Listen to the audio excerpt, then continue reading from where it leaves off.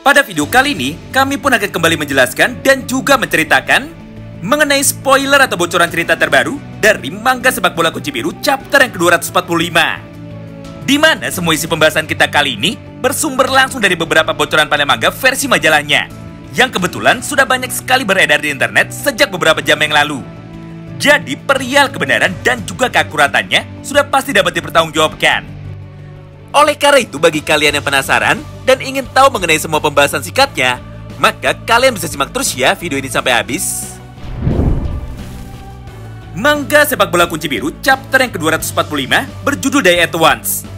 Atau jika kita terjemahkan ke dalam bahasa Indonesia, maka artinya adalah mati secara bersamaan atau berakhir secara bersama-sama. Judul tersebut merupakan sebuah gambaran keadaan di mana secara garis besar semua isi cerita dari chapter terbaru minggu ini nantinya akan kembali menceritakan mengenai jalannya pertandingan super lengkap dari 4 tim sekaligus, yaitu antara tim Barcelona melawan tim PSG dan juga antara tim Man City ketika mereka bertanding melawan tim Uber, mulai dari proses terciptanya gol penentuan sampai dengan pertandingan tersebut berakhir. Namun supaya kalian tidak bingung, maka mari kita selesaikan pertandingan yang pertamanya dulu, yaitu antara tim PSG melawan tim Barcelona. Singkat cerita, tepat pada halaman yang pertama ini, Charles yang saat itu sedang melihat bahwa Ryu Seido sedang berada di dalam posisi yang sangat bebas. Akhirnya tanpa pikir panjang, dia pun kembali memberikan satu buah umpan jauhnya lagi menuju ke arah Ryu Seido. Serta di saat yang bersamaan, Ryu pun segera menyambut umpan dari Charles barusan dengan cara menggunakan gerakan yang sama seperti yang sebelumnya sudah pernah digunakan oleh Ito Shirin, yaitu satu buah tendangan langsung menggunakan satu kali sentuhan yang diarahkan menuju ke sudut yang jauh dari gawang tim Barcelona. Sehingga gol yang kedua pun akhirnya kini kembali berhasil tercipta, serta skor pun kini segera berubah menjadi 2-0 untuk keunggulan bagi tim PSG lagi. Nah, menyaksikan semua hal itu melalui layar kaca, Isagi dan juga Yorio yang saat itu sudah sama-sama sadar akhirnya langsung berkata seperti ini kepada semua orang, bahwa pada dasarnya kekuatan dari tim PSG sangatlah berbeda sekali dengan kekuatan dari tim Uber. Di satu sisi, tim Uber memiliki King baru yang merupakan seorang striker mematikan dan mampu mencetak gol dengan menggunakan kemampuannya sendiri. Sedangkan tim PSG memiliki pemain tengah luar biasa hebat yang mampu mengendalikan jalannya alur pertandingan serta memberikan umpan-umpan indah bagi para strikernya, yaitu seorang Charles Xavier atau Charles Xavalier. Di mana entah siapapun striker yang dipasang nantinya, Charles lah yang akan menjadi pusat permainan dari tim PSG ini. Sayangnya masih belum jelas siapakah sebenarnya Charles Xavalier. Apakah dia adalah salah satu anggota dari 11 orang pemain generasi terbaru terbaik, sama seperti Toshi Sae, Lorenzo, ataupun Michael Kaiser? Karena jika iya, maka tim Bastard Munchen pun pasti akan kerepotan ketika nanti mereka bertanding melawan tim PSG ini. Nah, setelah beberapa saat berlalu, kini pertandingan di antara kedua tim di atas akhirnya seketika kembali dilanjutkan lagi. Di mana pada momen ini, Barca pun mampu membalas ketertinggalan mereka dengan cara mencetak gol balasan menuju ke gawang PSG. Sehingga skor pun seketika langsung berubah menjadi kembali imbang, yaitu 2-2. Tapi sayangnya, semua momen menegangkan tersebut sama sekali tidak ditampilkan secara langsung di dalam chapter terbaru ini. Mengingat pada halaman berikutnya, tiba-tiba saja kita pun malah langsung diperlihatkan mengenai proses terciptanya gol yang ketiga sekaligus gol penentu kemenangan bagi tim PSG. Di mana secara singkat, Charles yang saat itu sedang membawa bola, akhirnya kembali mengirimkan satu buah umpan lambungnya lagi menuju ke dalam area kotak penalti. Lalu, tepat ketika bola itu sudah mendekat, maka di saat yang bersamaan, Ryu pun seketika langsung melompat untuk dapat menyambut umpan cantik tersebut dengan menggunakan sundulan kepalanya. Sehingga, dia pun berhasil menipu 2 orang pemain bertahan dari tim Barcelona yang saat itu kebetulan sedang menjaganya. Serta gol yang ketiga pun akhirnya berhasil tercipta dalam tempo yang sangat cepat menggunakan sundulan kepala dari Ryu Seido. Sampai pada kesempatan itu, peluit tanda berakhirnya pertandingan dari kedua tim di atas seketika langsung dibunyikan, dengan hasil akhir berupa kemenangan bagi tim PSG melalui skor tipis 3-2. Menyaksikan semua hal itu di depan matanya, semua pemain dari tim Bastard Munchen yang saat itu kebetulan sedang menonton pertandingan mereka menggunakan layar besar ini tiba-tiba saja langsung berteriak dan juga langsung bersemangat. Karena faktanya, kemampuan yang ditunjukkan oleh tim PSG sangatlah luar biasa hebat. Apalagi, PSG memiliki 2 orang striker mematikan, yaitu Ito Shirin dan juga Ryu Seido. Jadi sudah pasti lawan mereka berikutnya sama sekali tidak bisa dianggap remeh. Hal yang sama pun terlihat juga dari sudut pandang Isagi Oichi. Mengingat di antara semua pemain lainnya, ternyata Isagi lah yang paling terbakar semangatnya.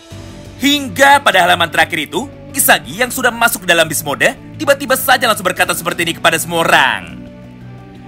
Hah, aku sudah tidak sabar untuk dapat menghancurkan atau mengalahkan Ryusei Shido.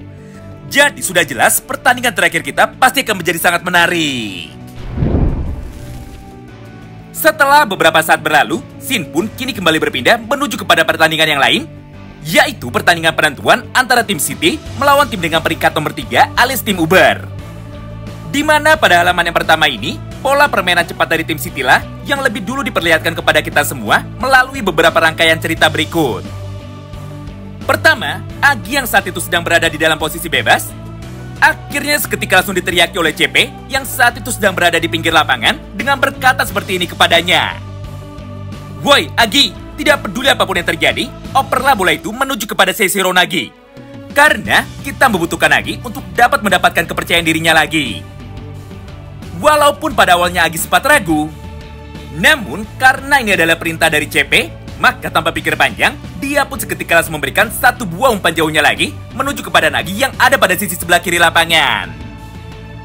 Kedua, setelah bola itu sudah mendarat dengan sempurna di kaki Nagi, maka di saat yang bersamaan, Lorenzo yang kebetulan berada paling dekat dengan Nagi akhirnya langsung memutuskan untuk bergerak dengan niat untuk dapat menjatuhkan tubuh Nagi ke tanah dan juga menggagalkan tembakan langsung dari Seishiro Nagi.